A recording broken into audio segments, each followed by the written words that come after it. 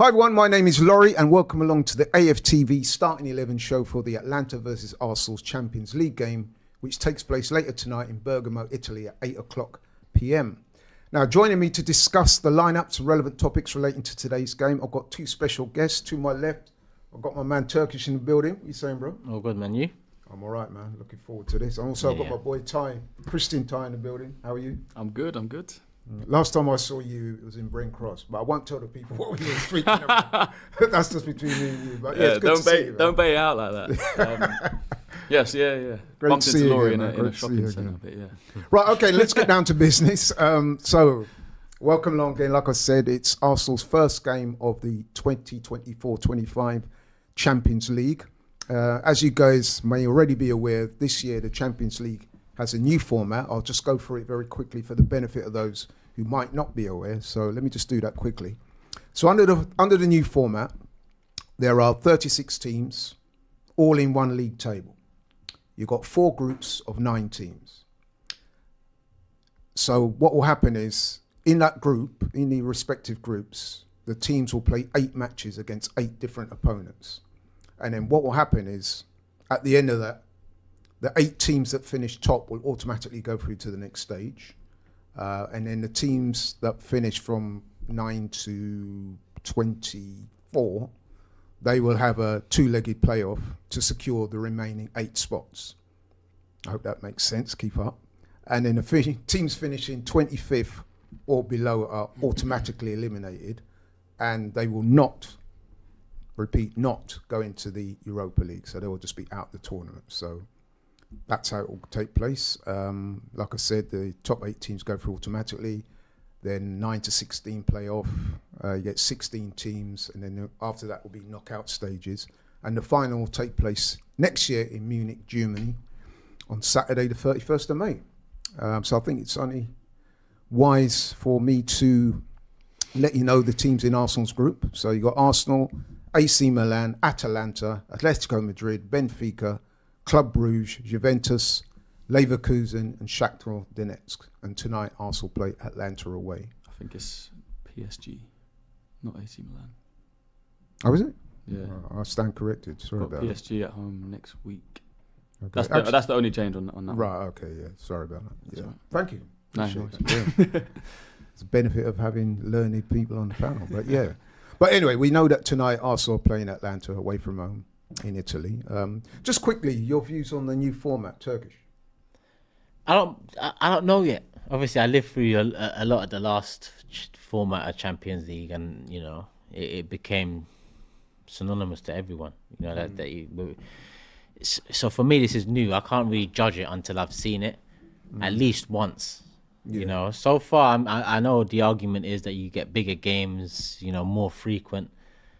But you know, even going into this one, I'm still feeling like, you know, we just need to get the job done and get to the knockout stage. It's still that same feeling in that sense. So until we see it play out, it's interesting. I'm not going to say, you know, it's a negative off the bat. It's interesting. 8 games, 4 home, 4 away, completely different clubs. It's very different. I don't know. Let's see how it goes, man. Let's see how it goes. Obviously, this first game for us falls slap bang in probably one of the most difficult weeks you could give us all season if you tried. Away to Tottenham and then away at City. And this one happens to be away, whilst Man City have had 3 home games this week. Obviously, they've just drawn to Inter.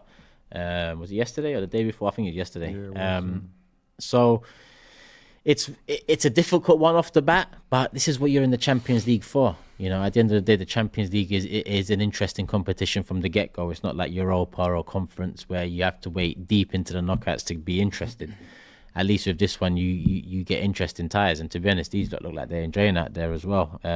Cecil and all them man that went. Yeah. Christian? Yeah, I kind of echo the same. I need to see it. I've seen a lot of people online getting excited. You know, the draw was fancy with all these computers and Ronaldo pressing a button. Like, I need to see it, like Turkish said, I need to see it once. Definitely there will be more exciting games. The group stages will obviously there'll be bigger games. There'll be more games, but I don't empathise, or I think Rodri came out with a statement saying there's too many games. I seen a video online this week of a plumber saying I work 80 hours a week. Like, you guys are paid hundreds of thousands of pounds to play football. Go and play football. Anyone else would love to be doing that. Obviously, injuries are going to happen. I understand fixture congestion, but you're playing in the Champions League. You're getting paid loads of money to live your dream and play football. Go and play football. Like you're in this career, in this position to play football, and now you're complaining about playing football. So, for me, there's no complaints about 2 more group games. Go and play the football, and hopefully Arsenal can do something in it. Yeah, I think that's fair enough. You know what? I'm going to differ slightly from you. I quite welcome the new format. At first, you know what it's like when you see change. We're naturally resistant as people to change, the most part anyway. So initially I was a little bit, how can I put it, reticent.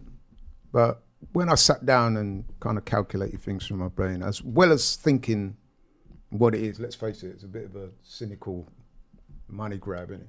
By UEFA, more games, more money. Yeah, obviously. But to be honest with you, it kind of makes sense. If it's a Champions League competition, it makes sense to have a league format. So I'm kind of with it, to be honest. And I think having a new format will kind of refresh the competition a little bit. Make it a little bit more exciting, you know what I mean? Yeah, I mean, it was never the Champions League, really. It was a Champions Cup tournament. Knockout, yeah. You know? So actually having a league phase kind of makes it doesn't really matter, but the name now makes a bit more sense. But yeah, always there's money involved in these tournaments with UEFA. Like, we know the whole purpose of it is money, but as a fan, I just hope that I enjoy it. You know, equal to or more than I enjoyed the old layout. Yeah.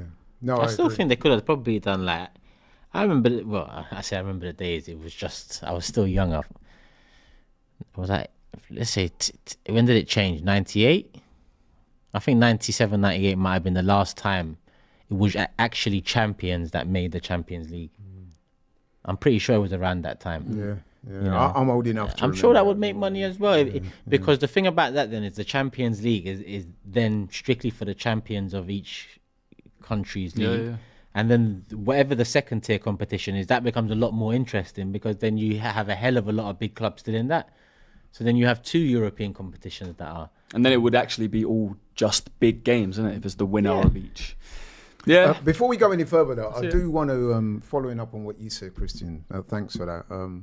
What I did in error was to read out the group that was in our pot. So I think I need to correct myself and read out the actual teams in Arsenal's group, the ones that we're going to play. So Atalanta tonight. Then we got Paris Saint-Germain at home. We've got Shakhtar Donetsk at home. Inter Milan away. Sporting away. Monaco at home. Dinamo Zagreb at home. And Girona away. So sorry for that, people. I got that wrong. But now we have all the teams that's going to be in our group. Just quickly, before we move on to more pertinent news, who would you say are the favourites at the outset? Favourites of what? Winning the Champions League this year. Real Madrid? Probably. No. City. Real City, yeah, but obviously City. Real have won it how many times and they've added Mbappe. Yeah, I guess it depends on how you're looking at it. If you're looking at like experience, obviously who knows this competition, then I think you say Real Madrid. But if you're going on the best team, it's Manchester City. Yeah, I think Manchester City last year were the best team. Should have beat Real Madrid, obviously got knocked out. I think for the last 3 or 4 years, they've been the best team in the competition.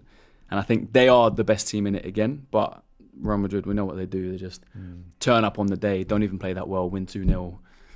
It just happens. So, yeah, in my opinion, it's City. I think those two I would be the that. outstanding teams. But I think I'm going to lean towards what my boy Turkey says. I think, on balance, I think Madrid. I mean, they're very strong anyway, and they've added Mbappe. Let me put it this way: if Real Madrid replaced Man City in the Premier League, I would be more confident about winning the league than I am with Man City in the Premier League. Interesting. Because I think City are a better team. I think they're more likely to win more games. Real Madrid haven't even started that great in the Liga. I think they've already dropped a certain amount of points. I know Barcelona have won 5 out of 5. So, yeah, they just turn up in the big games. That archetypal Champions League side, innit? Like, there's certain nuances when you play European football, and they seem to have mastered it more than anybody else. And as Turkey said, with the addition of Mbappe, it's kind of difficult to see past them, you know what I mean? So, but we'll see how it plays out. I mean, just quickly, how do you think Arsenal can do? What would be your minimum requirement for Arsenal in this tournament? if we don't win it, what would you be happy with? You can't be happy with anything less than winning it, and that might sound No, if that's what you feel, bro. arrogant or especially coming from us who've never won it. Do you get it? Well, to be fair, our record in Europe is not that good. No, it's not. It's not in the main competition anyway. What would be the bare minimum? I mean, last season I said quarterfinals. We done quarterfinals, but it's also about who you face and the luck of the draw. I think the bare minimum is you go through top 8 at the bare minimum. In all honesty, I think the trajectory we've been on the last 2 years, I think we should hope to finish top 4 in this big league. So semi-finals.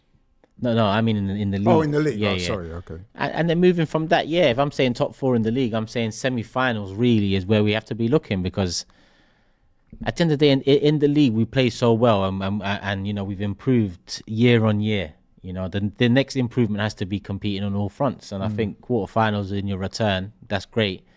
I know the format's changed up, but essentially you get through to the knockouts. That hasn't changed. You win, you get through to the knockouts. In fact, they've probably made that easier with 8 games. So I'd say bare minimum semi-finals. But then if it's a semi-final against anyone other than Real or City, then I'm saying the bare minimum is the final. Because even though Inter Milan, I think they're an interesting proposition this season. They look at, even though Liverpool have the heritage, and if we face Liverpool in a semi, that would be crazy. I still say, you know, at the football we're playing, we have to, the standards, the bar has to raise. Bare minimum semi, but that doesn't mean that I'd be happy with that alone. Christian? I don't really like this chat of bare minimum. I think if you're going into any competition, you go in it to win it. If you're playing in a Sunday league team, you don't go, guys, this season bare minimum is quarterfinals. Like, you say, we're going to win it. So obviously I know we've got to be realistic. If we come up against City, we come up against Real Madrid, Liverpool, any of these teams that Bayern, like we did last year, that have heritage and have won this thing before, then it's tough. But for me, I want to win it. There's no point in going into games. As fans, if we're saying bare minimum is this, but would you be happy if you heard that Arteta and Edu are going, bare minimum, we have to get... No, we want Arteta and Edu and the players to be saying, we want to win this thing. There's no quarterfinal, no semi. We want to be in that final and we want to have a chance to win it. We've never done it before. We're in as good a position as we have been in the whole of the Emirates era. I've been going to watch Arsenal at the Emirates for about 16, 17 years now.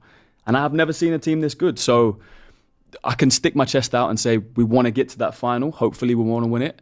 But also there is the realism of, if we face a Real Madrid, if we face a City, Liverpool with the heritage, then you have to look at it afterwards and be like, cool, we did well. And we got to where we got to. But right now, I want to win it. No, you make a good point. I mean, the reason why I said bare minimum is because, like I said, and you've said, and Turkey said, our record in Europe, especially in the Champions League, has not been great. And there are some powerhouses in the tournament. We spoke about Real Madrid, Milan's, Bayern, people like that. You know what I mean? There are some strong teams in there. So I don't think we will go in justifiably and say we're favourites. Hence why I asked, if we don't win it, what would you find acceptable? But listen, I do hear your point. You want to be positive. You want to say, look, we can, which you know, I think talent-wise, we are capable of winning it. Are we favourites to win the Premier League? I would say not. We're not, but most fans aren't saying second is acceptable. They're saying we want to win the league. So why is getting to a final why is getting to a semi acceptable, when if you were to look on odds or whatever you look on, we're probably third favourites to win the Champions League. So yeah, this narrative that a semi-final is cool or a final, okay, a final, like I said, if we play Real Madrid or City is cool, but as a fan, I want to be saying I want to win this. Yeah, we have to prove it as well, because Real, City, we say that because they're gone, but Inter, Liverpool have, but I mean, if we face even Bayer Leverkusen today, they look quite, you know, good, and they have done for a long time.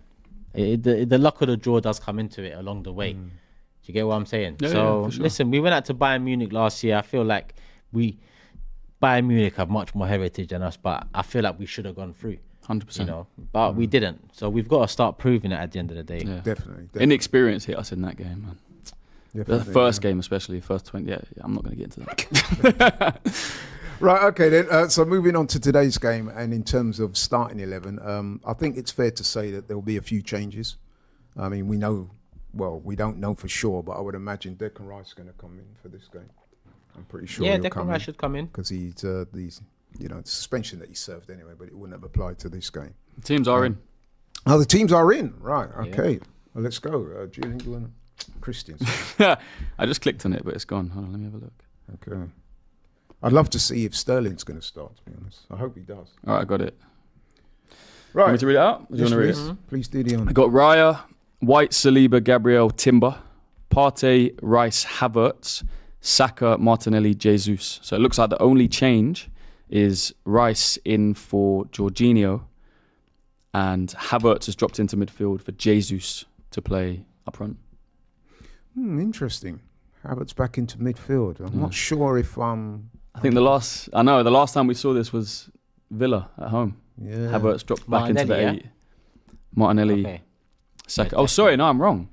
Because Trossard's not playing either. So Havertz, Saka, Martinelli. Yeah, sorry. So Havertz are coming for Trossard. Yes. Yeah. So it's full strength Well, it depends what on what we've you call got. full strength. Because I with would. what we've got. But yeah, without Odegaard. Would yeah. you call Havertz in midfield full strength? Obviously not, but I mean, in terms of like, it is what it is. It's Ranieri, isn't it? I guess he'll start next week against Bolton. Yeah, in the League for Cup. sure. But that's our only other option there. Yeah. In terms of that, I guess Surprised no Havertz Sterling? is a 10 today. That's the difference. He's coming at 8, so maybe the 10. I don't know. We'll have to hope for the best. Yeah, so it's going to be Partey in the 6, Rice in the 8, Havertz in the 10, Saka on the right, Martinelli on the left, Jesus through the middle. Yeah. So the changes are, sorry, I just got it wrong before. It's Jorginho for Rice for Jorginho, and Jesus for Trossard. Yeah. Yeah. Okay, And cool. besides, Jesus will drop, Havertz will go up top. Like they both like to drop, so they can interchange. Yeah, It'll that's be true. like a 2 up top at times. No Sterling. What do you make of that? Yeah, actually, yeah. I mean, I'm surprised that they had this. It's a lack of rotation, isn't it? When you think about it before the City game. I mean, just news coming in now, and obviously, I'm hoping it's reliable. Now I'm saying it, but De Bruyne looks like he's set to miss the game on Sunday. So Yeah. Odegaard out, De Bruyne out. I guess it's back to evens now in terms of on the injury front. Yeah, big player for big player. But I would have thought that we would have rotated a bit more today. I mean, he's not underestimating the opposition. But I thought Calafiori might come in. I was going to say we didn't get to talk about it before. I would have said Calafiori come in, but Sterling, I thought would. Calafiori's just come back from the injury, so I don't know how fit he is to yeah. throw him in. Sterling, yeah. I mean, Thought he would have. I thought he would as well. I thought even Trossard starting, because I assume Martinelli's going to start against City, right? I don't know. So it would make sense to start Trossard today if he's going to play. I don't know. It looks like essentially no rotation, I which think I'm it means surprised. Martinelli doesn't start Sunday. You think Trossard starts? Yeah, because Martinelli started the last 2 today and Tottenham. Or Sterling starts against City? We'll see. With the experience. We're light now, knows isn't it? the So, team. strong team. Atalanta away, it's not a joke. So we've got Definitely not. to go for it. But it is. Listen, if it comes to cost us on Sunday now, it's not going to be a happy end to what would have been a great start to the week. Yeah, I mean, we spoke about it last time. Arsenal 3 potentially difficult games in 1 week. The first one, Spurs, we got the win there. I don't know what you guys thought. I thought it was a creditable. It wasn't the best performance, but the result was a great result. Wasn't the best performance, not our most fluid, but listen, we got the job done. And today we're going to have to do something similar against Atalanta, who are a good side. We know about them. They beat Leverkusen to win the Europa League last year, so they're no mugs. Yeah, they beat Liverpool at Anfield 3-0. Yeah, exactly. When Liverpool rotated, I think Salah was on the bench that game. They rested a lot of big players, and you can see what happens. And then they were scrambling. They won away in the second leg, but only 1-0, so obviously they went out. And this season, I think they're currently 9th in the Serie A. They played 4, won 2, lost 2. They do score goals, but they do concede as well, because it's interesting because their style of play is actually not too dissimilar from Tottenham's. High line, lots of energy up front. They try and get the ball forward, which means that they do score quite a few goals. I mean, they've already beaten Lecce 4-0 and Fiorentina 3-2. But as I said, they do concede as well. I mean, they lost to Inter 4-0 this season. Yeah, I so they expect do this, concede goals. Yeah. I expect it to be an easier game than Spurs. I think obviously you add in the occasion to Spurs as well, makes it tougher. But yeah, with this team out there tonight, there's no reason to not win this game. I think Arteta's, we know what he's like. He doesn't like to take his foot off the gas when things are going well. So I think in his head, if he made 4 changes tonight and we ended up drawing or losing the game, for him that kills the momentum of this week, and we go into the City game with a loss. And if, say, he rests Saka and he's got to bring him on the last 20 minutes and he's desperate to get a goal, it puts the players in a different mindset going into the City game. Whereas if we start a strong team, after 60, 70 minutes, we're 2-3 goals up, hopefully, he can then bring those players off, wrap them in cotton wool, get them ready for City, and keep the momentum going for this week, because it's a massive week. And we're not even halfway through it yet, so... Yeah. Which game do you think you'll give more importance to, tonight or City? Or maybe that's a silly question. But I think, judging by the team, I don't think it's a question. I think it's going to be both. I think... You think equal measure, or do you think he's looking ahead to the City game? Look, if you said to Arteta personally, if you had to win one of these... If you could only win one of these games, which would you win? He would say City, as would any fan. But yeah, like I said, judging by the team, the importance is there for both. It's Champions League. It's not... There's a different feeling around it right now. I don't know if you guys have it. Yeah. But I was saying that at the top of the show, that with the new format, it's kind of refreshed it for me. But it doesn't feel...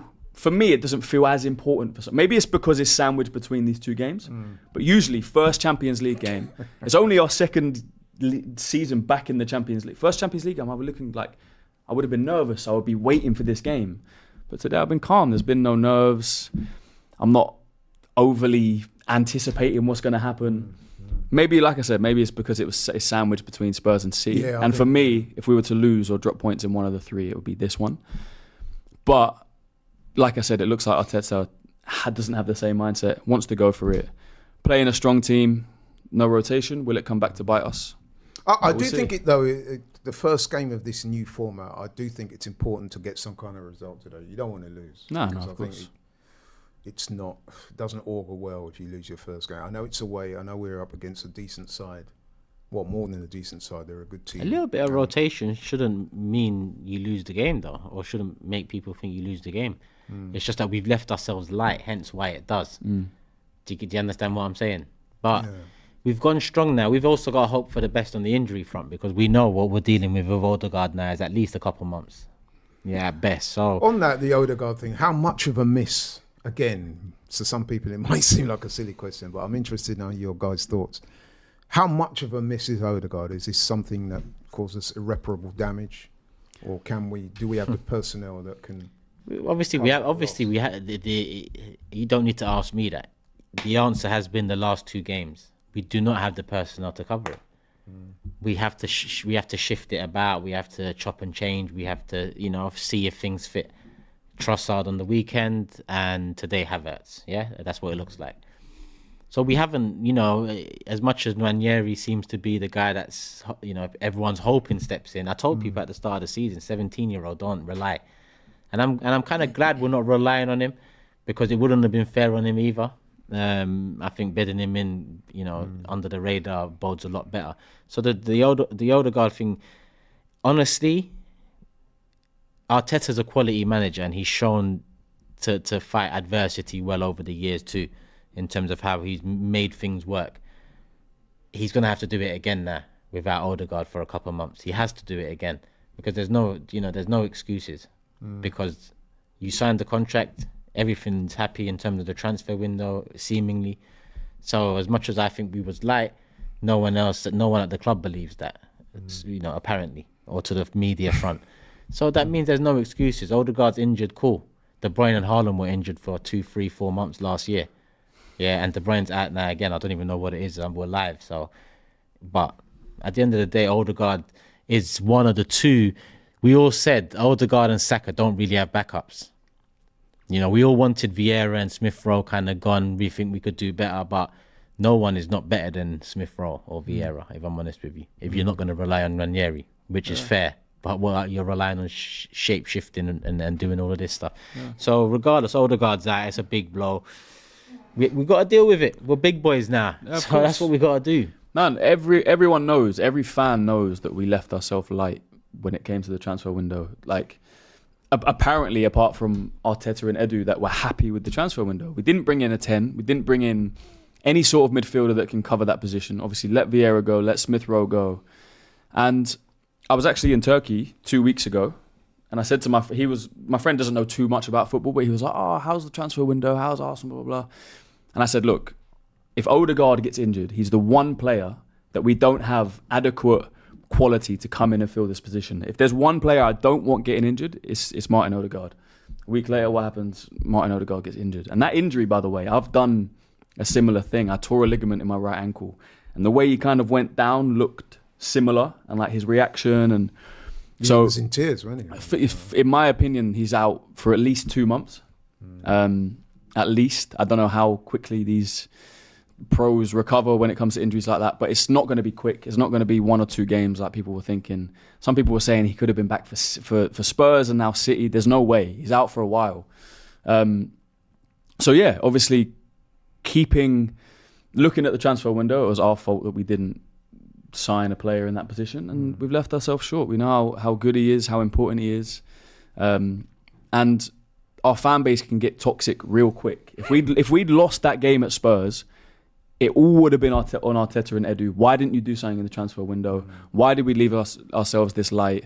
Why did we let Smith Rowe go? Why did we let Vieira go? So all we can do now is keep winning games, show that the cover we do have in that position can do a job, and just hope that he comes back before we start dropping points. Yeah, I mean, you make some very good points there. There's no doubt about it. Martin Odegaard is a big loss to Arsenal because, he's the captain and he kind of exemplifies the way Arsenal play with a high press. He also does a lot of work in and around the box with his dribbling, and he's looking to play people into advanced positions. So it is a big loss. But then, as Turkish said, we are a big club, or we like to think of ourselves as a big club. So hopefully we should have the kind of personnel that can come in and do a job. I mean, I would say, though, that the loss of Odegaard is further compounded by Mourinho's injury. But Mourinho doesn't play in the same position. Yeah, I know that, but what I'm saying is... it makes into it... that midfield. Yeah, I guess so. But then the way we play wouldn't suit a midfield of Mourinho, Partey and Rice. There's not enough attacking threat in there. Mourinho is a ball winner. He's someone that can carry forward, but he's not a final third player. He's not a player you want playing the ball in behind or taking shots from outside. Yeah, I was talking more in terms of energy, because I think one thing I did notice about the midfield on a game against Tottenham. Yeah, Sunday. We didn't really have the legs that we would normally have. I mean, obviously Declan Rice was out as well, so you noticed it more. Yeah. But one thing I would say about both Declan Rice and Odegaard, they're probably the two most athletic midfielders we've got in the team. So for both of those two to be out in one go, you did notice a difference. Well, I certainly thought I did. So, yeah. So, like I said, the loss of Odegaard is further compounded by the loss of Mourinho, even though they don't play in the same position. Jesus is captain, by the way. Yeah, I just read that. Jesus captain. Okay. Yeah, I don't like that, man. It's random. Who do you like? No, I'm kind of with you on that. You know, I like I'm to always see the guy that moans. guys that are further forward tend not to make the best captains. Why but Jesus? I don't know. He's man, a senior player. At City, He's a senior player, isn't he? I guess. I don't know. In my opinion, it should be the player that's been there longest. Well, who would that I would have given it to Saka. I think Gabriel. Gabriel. Yeah, maybe. he's gone on seniority rather than... Saka makes more sense than Jesus to me. But yeah, it is what it is. It's not a big deal. I just thought I'd get Yeah, that it's in not a there. massive difference. I don't know how they got to Jesus. Or even, maybe Rice. I don't know. You either go, like I said, longest, or whoever's the most commanding on the pitch. Yeah. Which would be maybe Rice, Gabriel, Saliba. I don't know. Jesus seems very random. Okay, well, let's get back to our opponents today. As I said, we know a little bit about them. They like the 3-4-3. They like to play a high line. They are quite a nippy team. They like to get the ball forward, use the overlapping, attacking wing backs and stuff like that. So how do you think we measure up against that type of football? Yeah, like I said, I don't think it's going to be as hard a game as Spurs. like you said, 9th in their league. They're a serious team. They beat Liverpool away 3-0 last year. They beat Leverkusen in the final 3-0. Couple of key players. I think Lookman scored a hat-trick in that final, so he can't be underrated. But I think we have more than enough of a strong team out to go and win this game and win it convincingly. They have an ex-Arsenal player on their books. Do you know who that is? Do you know? Kolasinac. Yeah. Oh, yeah. Sead Kolasinac. He played in that final, didn't he? Yeah. So he might come up against I think he's us injured, though. Right now. I'm not sure. I don't think we've seen the Atalanta team, have we? No, we haven't actually. No. Should have gone through that quickly. But Atalanta can pose us threats. But They are at home. We've gone strong there, so regardless, I thought we'd rotate, and you know, the potential was there to drop points, or the potential was higher to drop points. Today, I think we've gone strong, so the potential has, you know, we can listen. Atalanta have showed they can step it up against Liverpool. They've stepped Anfield against Leverkusen. You just mentioned. Everyone expected Leverkusen to tie up their invincible season with a win. Yeah. They spoiled the party. So and it's not just last season; they've done it a few times over the years. So there's definitely a threat there. But because we've gone strong, you know, we've got to. I think we've got to look at the first, 20, 30 minutes, try capitalise. And to be honest with you, with a strong lineup, you're looking to hopefully get 60 minutes in and be comfortable enough to be able to take people off, rotate, start resting people. Because City ain't a joke on Sunday. You don't want to risk it all and go 5 points behind City early on in the season. You don't want to do that. No, preferably not. While you were talking, Christian very kindly passed me the Atalanta team. Yeah, good luck with some of those names. Yeah, I'll do my best. So they are playing a 3-4-3, as I said they might do. Karnaseshi in goal. Back three of Berat. Jim City. I hope I'm not butchering these names too much. Isaac Hayin. Kolasinac will play tonight. I was wrong. Zappa Costa, we know about him. Martin Deroon, Edison and Ruggeri in midfield. And a front three of Di Cataleya, Retegui and Ademola Lookman. Yeah. So, yeah. Retegui scored a few goals this season, though. He has. I think he might be. Is he top scorer? Yeah, he is. Yeah. Retegui, or I don't even know if that's how you say his name, but yeah, the guy up top. Yeah, he's got 4 goals this season. You've got Zaniolo on the bench. Or Retegui? Which one are you talking? Wasn't it Retegui? Yeah, Retegui. He's the goal scorer so far. He's got 4, followed by Brescianini. Yeah, they're not 2. A joke. He's on the bench as well. Yeah, Ademola Lookman's got 1, and Di Cataleya or Laye, he's got 1. That's interesting, man. Like it would have been exciting to see a Sterling out there as well. Something a bit different. Yeah, I must say I'm a little disappointed that Sterling hasn't started. But listen, I do expect we'll see him tonight. Did we read our bench? Did we get? I don't think we did. Have we got that? Yeah, I got it. We got Kiwior, Trossard, Jorginho, Sterling, Neto, Calafiori, Butler, Oyedeji, Gower, Lewis Skelly, Nwaneri, Salah, Mahand, and Jack Porter. A couple kids on there that personally I've never heard of, but still depth. Calafiori, Sterling, Trossard, Nwaneri can come on. I suspect we'll see some of Calafiori tonight as well.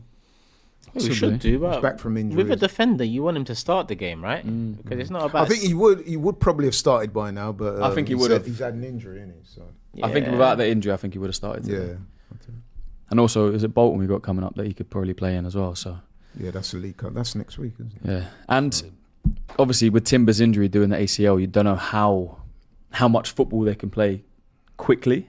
But judging by this, there's no rush to get him out of the team, so he must be completely fine. And to be honest, he's been playing well. So yeah, I thought Timber was outstanding against Tottenham. So I would have given him my man of the match, but for Gabriel scoring the goal. His brother played for Feyenoord, didn't it? Yeah, he does. Yeah, smoked. Quentin. Yeah, they're a family of footballers, so yeah. But yeah, so the team. The only slight issue I've got with that team, if I'm being honest, is that I don't like to see Havertz in midfield. I don't think that's the position of him. So him playing in that position. 10 is different though, so we haven't seen him there. So okay. And this is me. Would that indicate that Arteta was less than happy with Trossard at the weekend? Because Trossard played in that position on Sunday. I don't know. What do you think? He's got to find solutions, isn't it? So I guess it's a bit of that as well. Yeah, you could be right. I think Trossard had a quiet game against Tottenham. Yeah. Because it was interesting because I saw Robbie, shout out to my brother Robbie, he's in New York and man. He had given Trossard an 8 in his player ratings, and I said to him when I saw him on Monday, because I don't know how you arrived at an 8 out of 10 for Trossard, because I personally didn't think he had one of his best games. Now, correct me if I'm wrong. You guys, what do you think? I mean, I'm not sure. I don't think he played. In fact, I'll go as far as to say I don't think any of the midfield. You know what Robbie's on already, man. He gave the window a 7 out of 10. You know, them ratings are. Yeah, I must admit. I mean, listen, skewed. that's the beauty of football, innit? It's a subjective thing. But I must say, my ears and eyes. My ears pricked up and my eyes kind of bulged out when I saw that. I was like, what? Because I don't think Trossard played that well. I don't think he was really in the game enough to give him an 8. I think what he did on the ball was good. I don't remember him giving the ball away or losing the ball.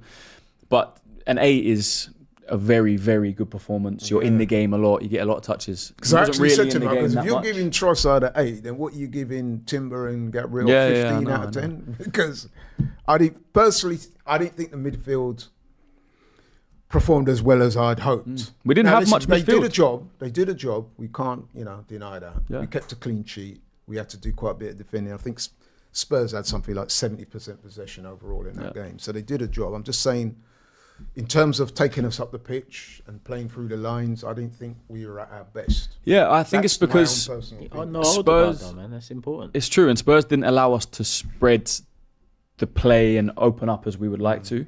If you look at how we moved as a unit, we were very narrow. It was kind of defence to attack or defence to, an attacker dropping off and then in behind and then trying to cut it back.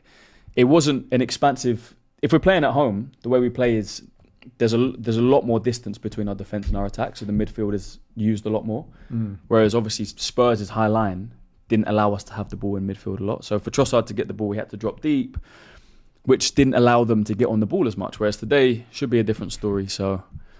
yeah, we'll see. And on the Havertz thing, the last time we saw Havertz play in midfield, which I already said was against Villa, which we lost. But before that, my problem with Havertz was what he was doing on the ball.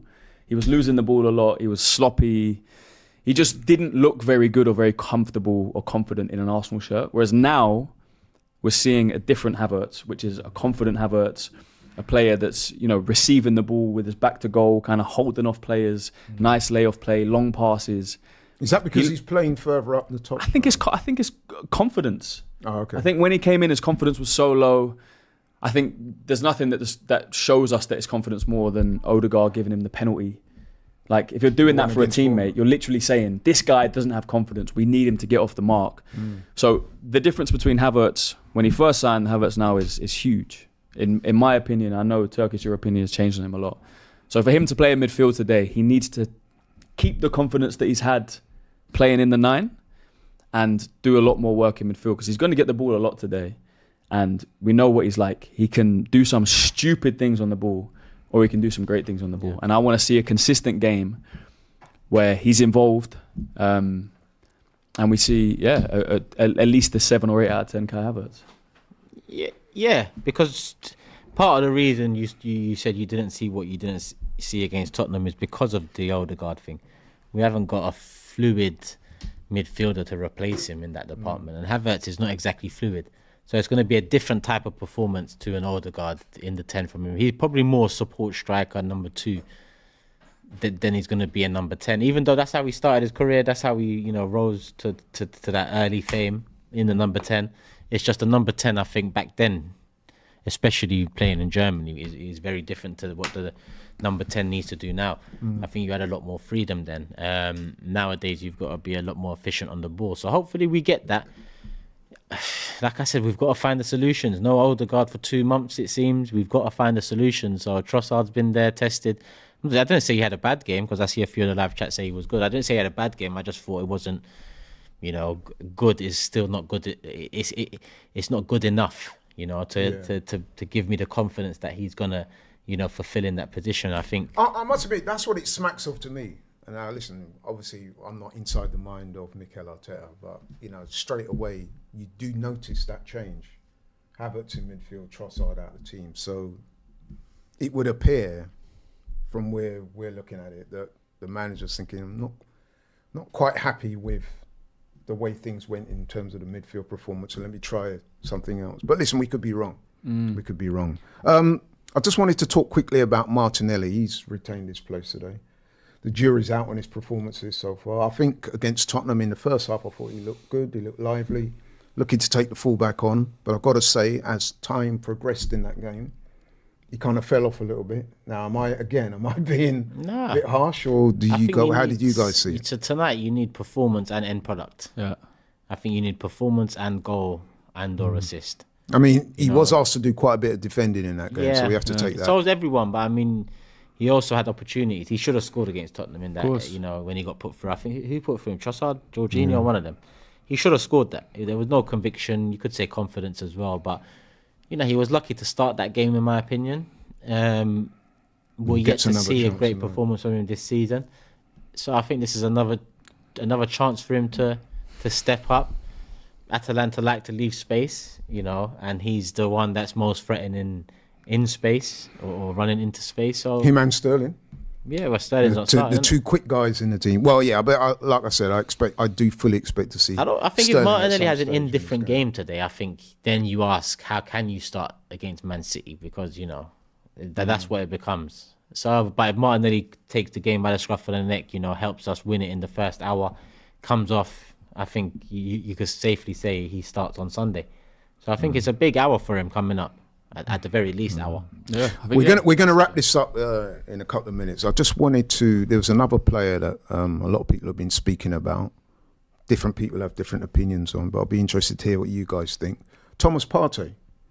He's been a player that's attracted a bit of criticism this season. How do you think he played on Sunday, Christian? I think he was solid. There's a Thomas Partey that it's weird with Partey because a lot of the time it depends on how he starts the game. I think I see it more when I go to games.